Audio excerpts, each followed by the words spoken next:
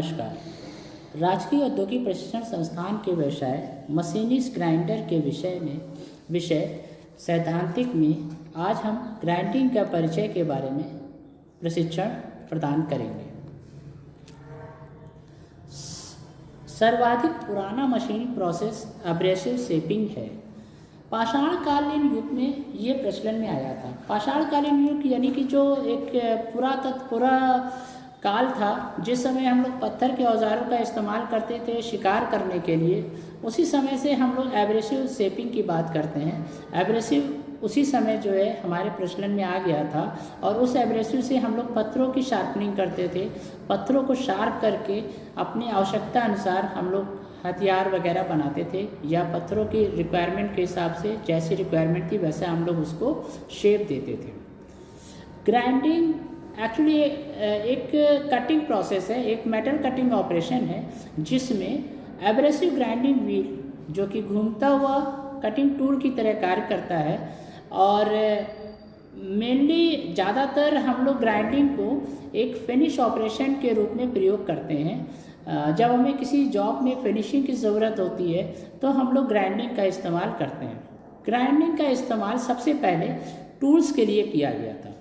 Tools जो जैसा मैंने बताया कि जो पुरातत्व काल था, पाषाणकालीन युग था, उस समय हम लोग कटिंग टूल्स को शार्प करने के लिए जो उस समय पत्थर हुआ करते थे, कालांतर में धीरे धीरे वो तलवार, कटार, चाकू और कई चीज़ों का इस्तेमाल होने लगा और उन सबको शार्पनिंग के लिए हम लोग एब्रेसिव का इस्तेमाल करते थे।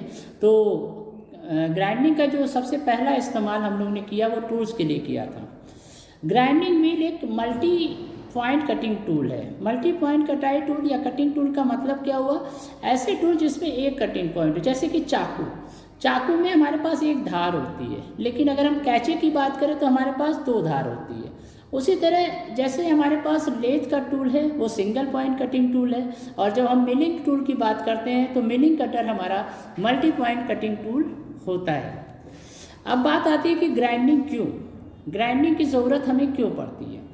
ग्राइंडिंग हार्ड मटेरियल जो हार्डन किया हुआ, जैसे फर्नेस में या उसकी हार्डनिंग की प्रोसेस के बाद वो बहुत ही ज़्यादा हार्ड हो जाता है। जब वो हार्ड हो जाता है तो उसको फिनिश करने के लिए हम साधारणतः कटर से या मिलिंग कटर से या लेथ कटिंग टूल से हम लोग ग्राइंड नहीं कर सकते हैं।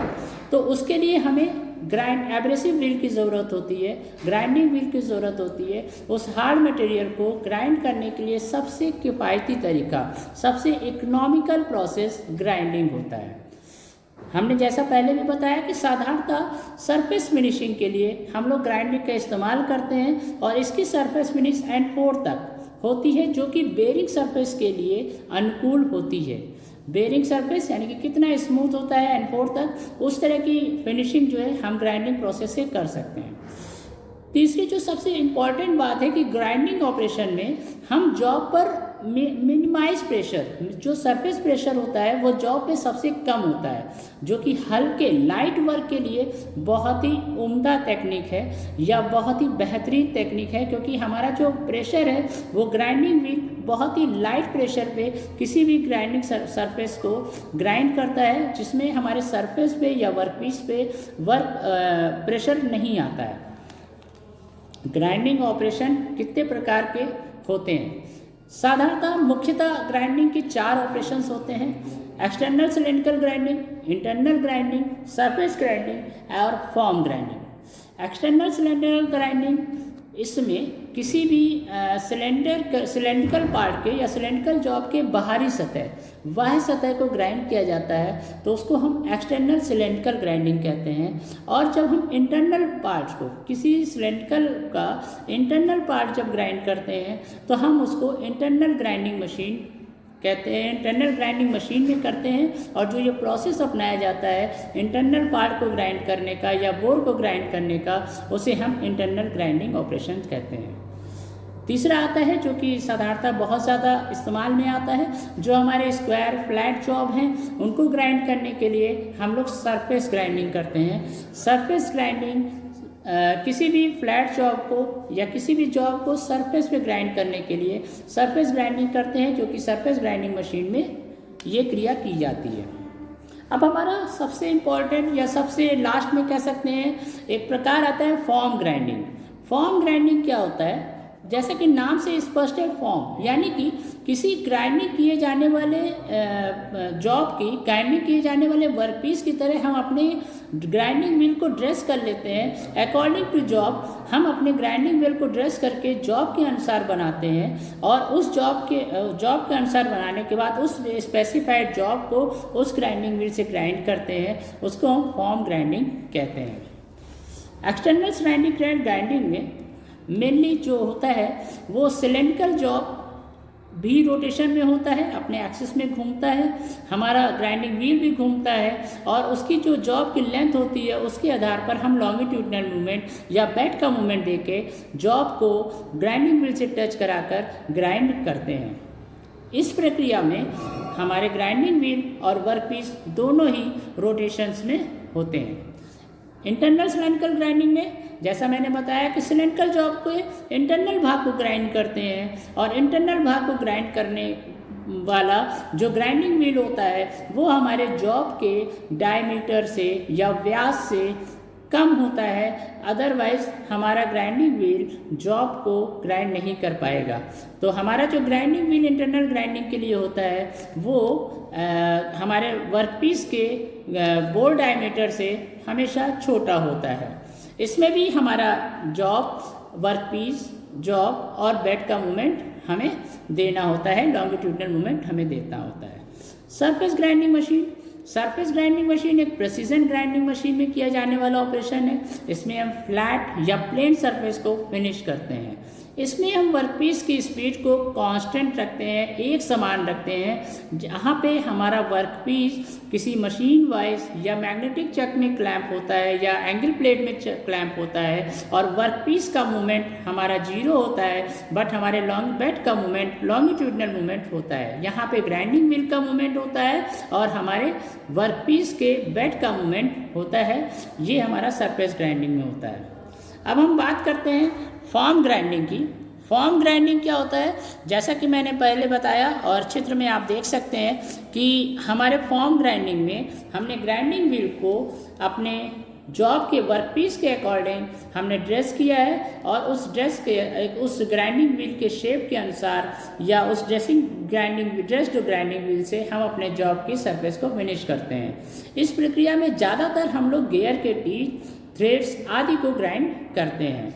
इस प्रक्रिया में हमें जनरली लॉन्गिट्यूडनल मूवमेंट स्टॉप रखना होता है या नहीं देना होता है। ग्राइंडिंग मशीन पे काम करते हुए या ग्राइंडिंग मशीन वर्कशॉप में देखभाल क्या करनी चाहिए और क्या सुरक्षा रखनी चाहिए। सबसे पहले जो सुरक्षात्मक सावधानियां होती हैं वो हमारी 5 प्रकार की होती हैं। उसमें सबसे प्रमुख है स्वयं की सुरक्षा।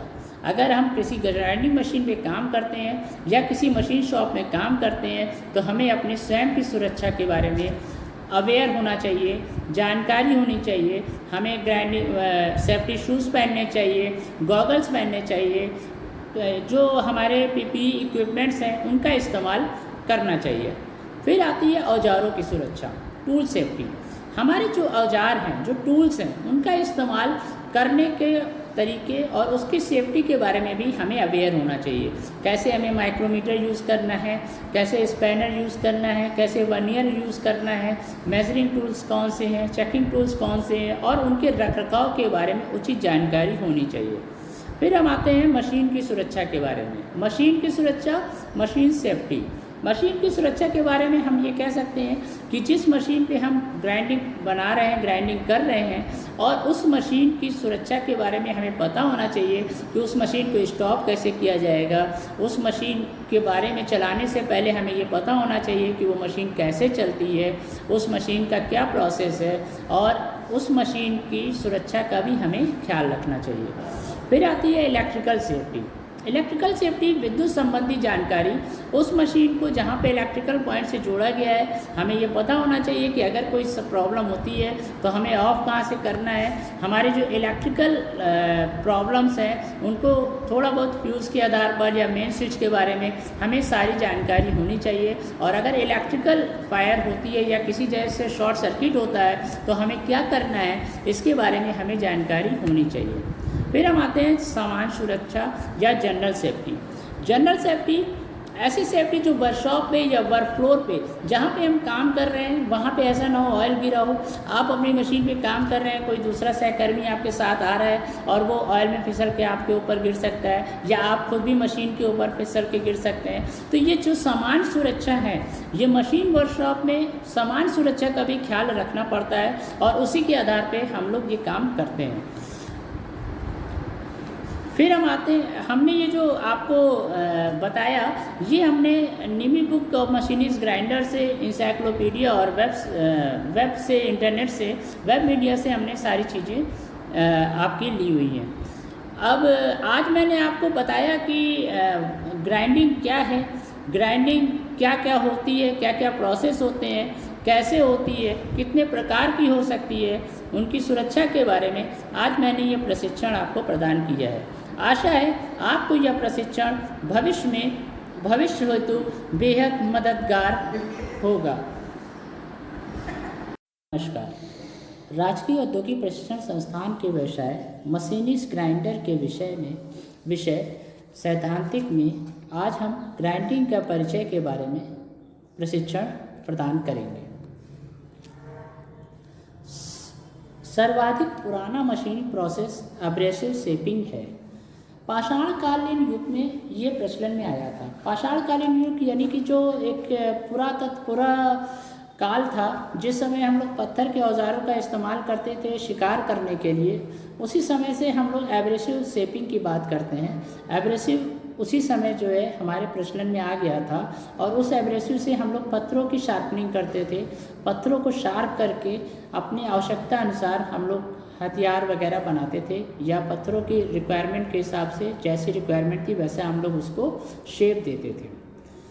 ग्राइंडिंग एक्चुअली एक कटिंग प्रोसेस है, एक मेटल कटिंग ऑपरेशन है जिसमें एब्रेसिव ग्राइंडिंग व्हील जो कि घूमता हुआ कटिंग टूल की तरह कार्य करता है, और मेनली ज़्यादातर हम लोग ग्राइंडिंग को एक फिनिश ऑपरेशन के रूप में प्रयोग करते हैं। जब हमें किसी जॉब में फिनिशिंग की ज़रूरत होती है तो हम लोग ग्राइंडिंग का इस्तेमाल करते हैं। ग्राइंडिंग का इस्तेमाल सबसे पहले टूल्स के लिए किया गया था। टूल्स जो जैसा मैंने बताया कि जो पुरातत्व काल था, पाषाणकालीन युग था, उस समय हम लोग कटिंग टूल्स को शार्प करने के लिए जो उस समय पत्थर हुआ करते थे, कालांतर में धीरे धीरे वो तलवार, कटार, चाकू और कई चीज़ों का इस्तेमाल होने लगा, और उन सबको शार्पनिंग के लिए हम लोग एब्रेसिव का इस्तेमाल करते थे।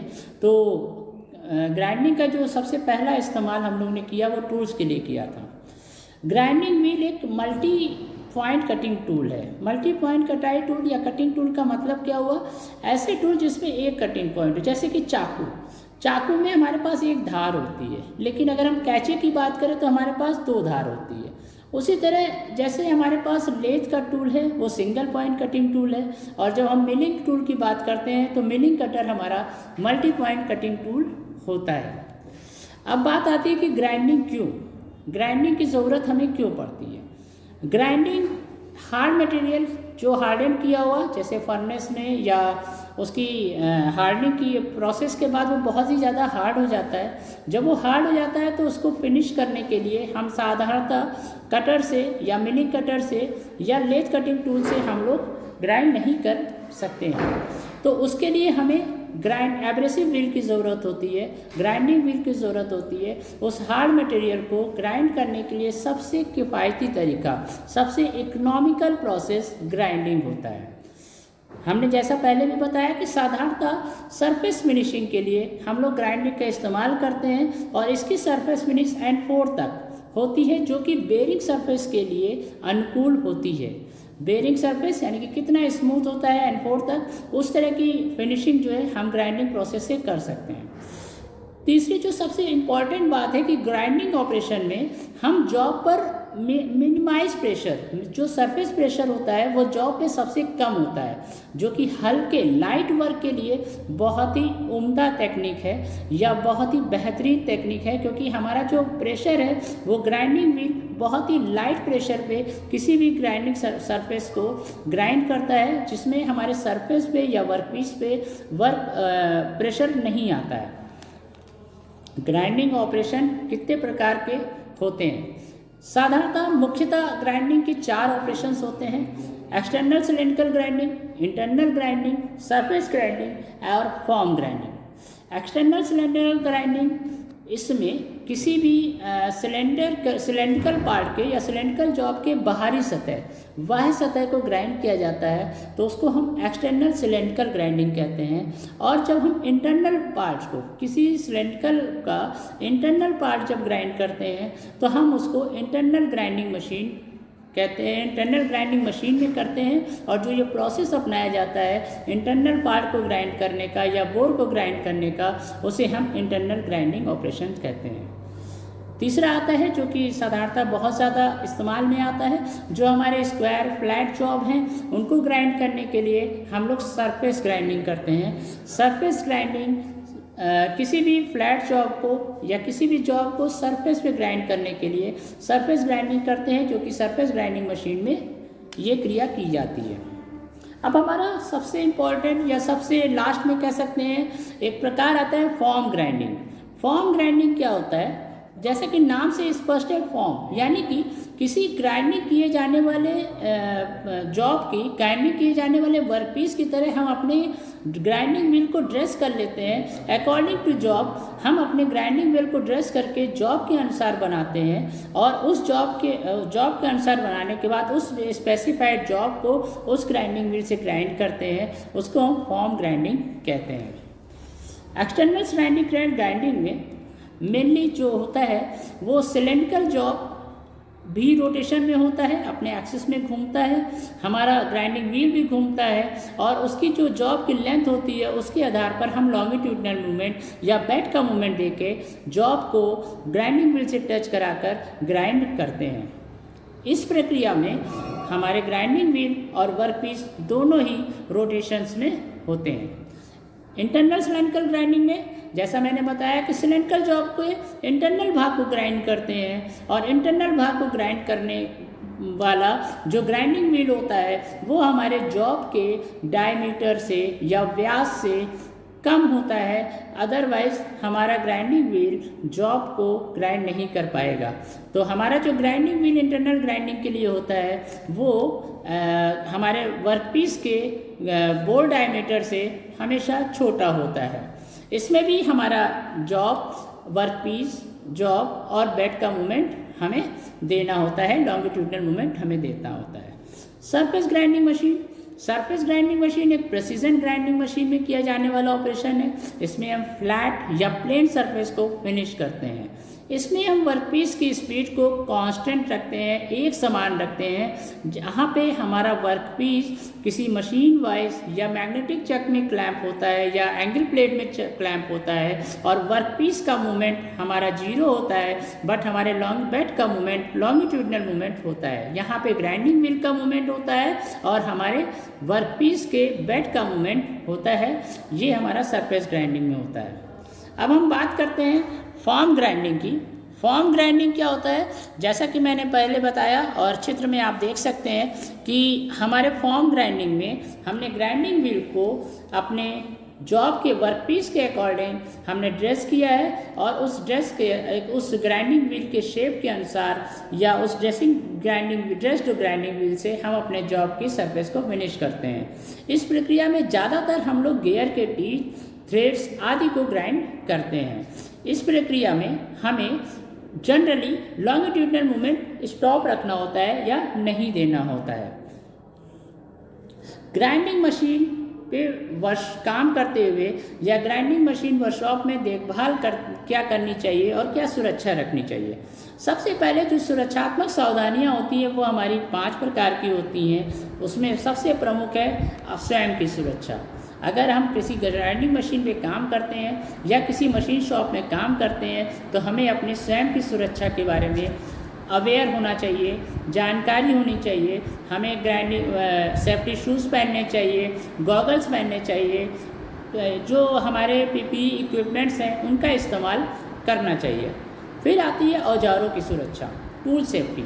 हमारे जो औजार हैं, जो टूल्स हैं, उनका इस्तेमाल करने के तरीके और उसकी सेफ्टी के बारे में भी हमें अवेयर होना चाहिए। कैसे हमें माइक्रोमीटर यूज़ करना है, कैसे स्पैनर यूज़ करना है, कैसे वर्नियर यूज़ करना है, मेजरिंग टूल्स कौन से हैं, चेकिंग टूल्स कौन से हैं, और उनके रखरखाव के बारे में उचित जानकारी होनी चाहिए। फिर हम आते हैं मशीन की सुरक्षा के बारे में। मशीन की सुरक्षा, मशीन सेफ्टी। मशीन की सुरक्षा के बारे में हम ये कह सकते हैं कि जिस मशीन पे हम ग्राइंडिंग बना रहे हैं, ग्राइंडिंग कर रहे हैं, और उस मशीन की सुरक्षा के बारे में हमें पता होना चाहिए कि उस मशीन को स्टॉप कैसे किया जाएगा।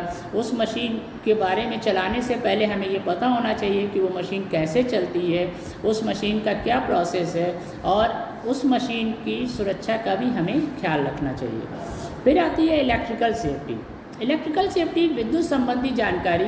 उस मशीन को जहाँ पे इलेक्ट्रिकल पॉइंट से जोड़ा गया है, हमें ये पता होना चाहिए कि अगर कोई प्रॉब्लम होती है तो हमें ऑफ कहाँ से करना है। हमारे जो इलेक्ट्रिकल प्रॉब्लम्स हैं उनको थोड़ा बहुत फ्यूज़ के आधार पर या मेन स्विच के बारे में हमें सारी जानकारी होनी चाहिए। और अगर इलेक्ट्रिकल फायर होती है या किसी जगह से शॉर्ट सर्किट होता है तो हमें क्या करना है, इसके बारे में हमें जानकारी होनी चाहिए। फिर हम आते हैं सामान सुरक्षा या जनरल सेफ्टी।